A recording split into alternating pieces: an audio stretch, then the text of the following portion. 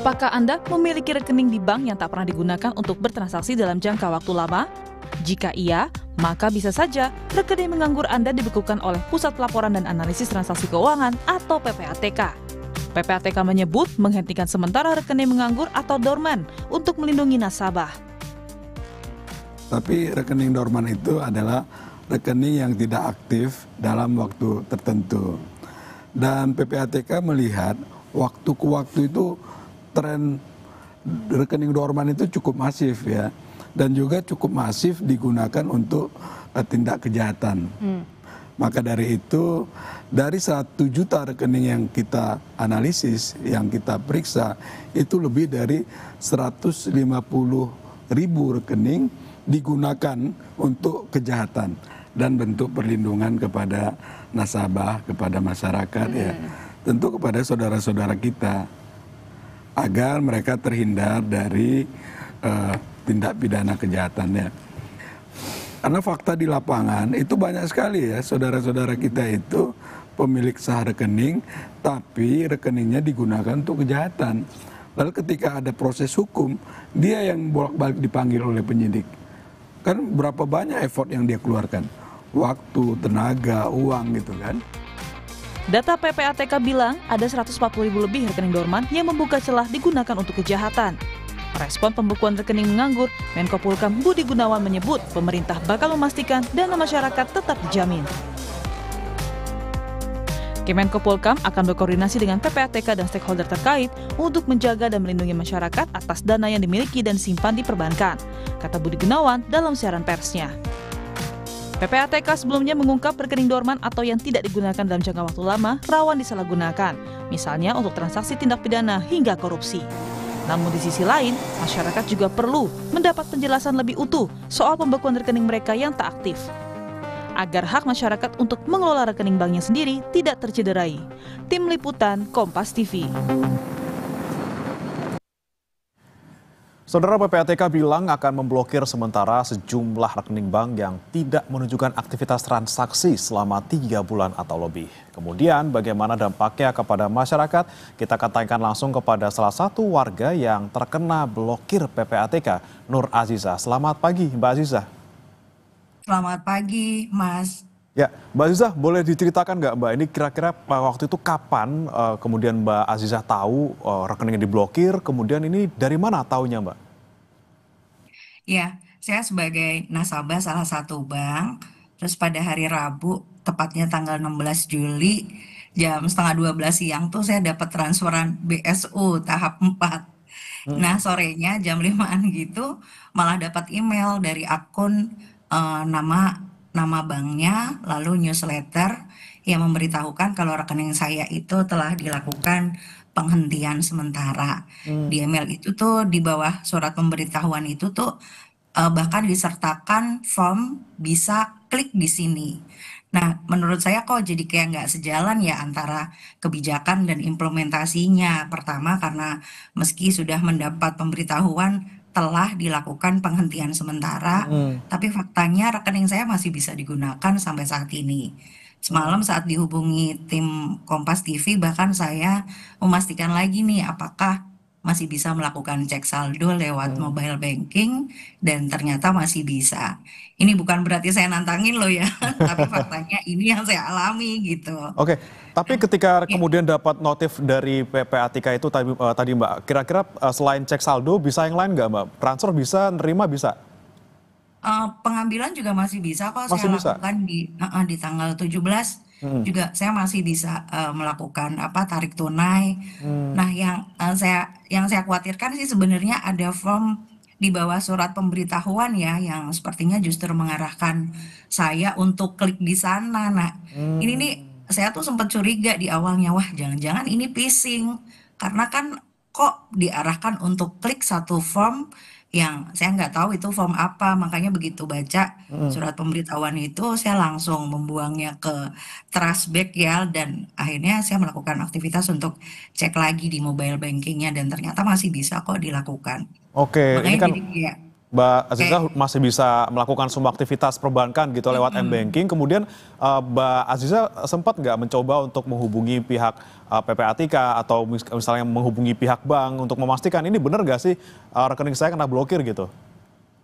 Belum sih sampai hari ini saya belum memastikan karena ternyata tarik tunai pun kan saya masih bisa. Jadi Mm-mm. ya saya belum, saya rasa saya belum perlu untuk melakukan pengecekan ke bank.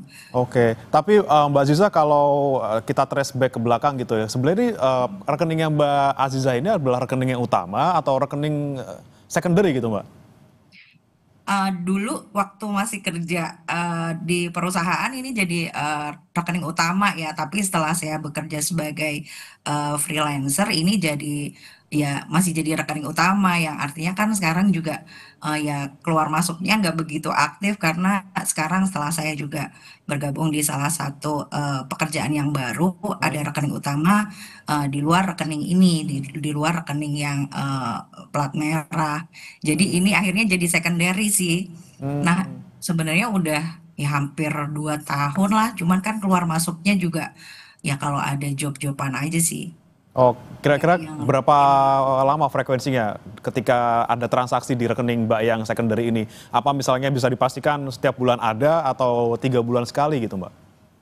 Nggak mungkin setiap bulan sih. Hmm. Ya kalau ada kerjaan kayak bisa sekitar terakhir. Tapi sebelum saya dapat surat pemberitahuan itu, saya masih ada pekerjaan sebulan sebelumnya malah. Oke, sebulan sebelumnya ada pekerjaan dan Hmm. ada rekening, ada mutasi masuk gitu ya? Betul, betul. Ada mutasi masuk ke rekening saya. Oke, tapi pernah nggak Mbak Aziza, rekening itu kemudian tidak ada aktivitas sama sekali di jangka waktu lebih dari 3 bulan? Ada, pernah. Itu dan ini sebelum Iya. ada pengumuman ataupun kebijakan soal pembekuan rekening ini ya Mbak ya? Sebelum adanya ini justru sempat sih 3 bulanan nggak aktif gitu.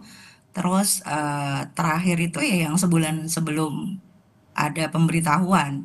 Itu Oke. terakhir ada rekening, ada mutasi masuk, terus ditambah pas di hari yang samanya ada BSU juga masuk. Jadi kan ada dua apa transaksi masuk di kurun kurang lebih dari 1 bulan. Oke, nah ini Mbak Aziza kan sebenarnya kalau untuk sehari-harinya tidak terdampak dengan adanya notifikasi tadi yang sebenarnya rekening Anda tidak diblokir gitu ya karena masih bisa transaksi. Tapi Mbak Aziza rencana mau melakukan sesuatu nggak? Misalnya tadi yang saya bilang sebelumnya akan datang ke bank atau mungkin menghubungi pihak PPATK ataupun mungkin mengirimkan email gitu ya terkait dengan ini sebenarnya lagi-lagi rekening saya tuh kenapa sih? Apakah nggak khawatir Mbak kalau kemudian sudah ada notifikasi ini kemungkinan beneran keblokir gitu? Hmm, Mungkin ya yang nanti bisa saya lakukan, mungkin saya akan coba cek dulu ya ke bank ya, apakah benar-benar rekening ini sudah terblokir. Nah, tapi yang saya mau tanyakan sebenarnya yang apa kebijakan ini tuh yang menggelisahkan buat ibu mertua ya. Jadi kan Hmm. karena orang sudah tua, lalu begitu mendapat kabar seperti ini kan jadi dia bingung sementara rekening dia tuh aktivitasnya ya hanya mutasi dari transferan anak-anaknya gitu kan. Hmm. Transaksinya justru ya masuk dari anak-anaknya yang juga nggak tentu setiap bulan sekali. Nah, apakah ini juga akan terblokir juga? Ya nanti mungkin sih bisa dilakukan pengecekan ke bank juga sih. Oke, terakhir Mbak Ziza, mungkin menurut Anda seperti apa nih ketika Anda mendengar adanya kebijakan ini dan Anda menerima notifikasi, menurut Anda seperti apa kebijakan pemerintah ini dan harapan ke depannya seperti apa, Mbak? Iya, kalau menurut saya sih jadi kayak nggak sejalan aja sih antara kebijakan dan implementasinya. Pertama karena di surat pemberitahuan kan dikatakan sudah telah dilakukan penghentian sementara. Tapi faktanya rekening itu juga masih bisa saya gunakan kan sampai saat ini. Lalu yang kedua, adanya form yang apa nempel di bawah surat pemberitahuan itu buat ini justru berbahaya sih kalau menurut saya karena lagi-lagi Hmm. kan itu justru mengarahkan orang untuk mengklik yang jangan-jangan itu adalah phishing ya yang jangan-jangan kalau diklik jadi semakin membahayakan si pemilik rekening. Terus juga saya justru mau bertanya sih sebenarnya kenapa sih kebijakan ini dilakukan dan mau dikemanakan sih uang milik nasabah yang adalah milik rakyat gitu kan. PPATK kan juga bilang dari 150-an tadi dari video tadi yang diputarkan dari 150-an ribu rekening yang diblokir kan ada nilainya sekitar 428 miliar. Nah, itu uangnya mau dikemanakan? Terus juga untuk yang formnya itu, form yang klik di sini, ini kan jadi kayak membukakan jalur baru buat pelaku phishing gitu untuk semakin marak melakukan kejahatan digital. Jadi ya kalau menurut saya sih kaji ulang deh Pak ini kebijakannya karena kan selain juga membingungkan kan juga membahayakan. Masa iya sih mau melindungi tapi justru menyusahkan ya. Mau melindungi kan tadi bilangnya kan mau melindungi, dijamin juga keamanannya uang yang ada di rekening dorman tetap ada di situ. Tapi kok jadi menyusahkan. Ya Oke, itu kan apalagi sih Mas. ketika benar-benar diblokir gitu ya, memang langkah-langkah yang harus dilakukan oleh nasabah ini banyak sekali untuk kemudian membuka, bagaimana bisa membuka lagi. Dan tadi kata Anda juga, sebenarnya di satu sisi bisa bersyukur karena tidak benar-benar terblokir, tapi di sisi lain dipertanyakan juga implementasinya seperti apa di lapangan. Baik, kita harapkan semoga rekening Mbak Zizah tetap aman, tidak terblokir, benar-benar terblokir, atau mungkin nanti Mbak Zizah sekali lagi bisa memastikan lagi apakah benar-benar terblokir. Semoga tidak menimpa orang lainnya di sekitar Anda maupun pemirsa di rumah. Terima kasih Mbak Nur Azizah telah bergabung bersama kami di Sapa Indonesia Pagi.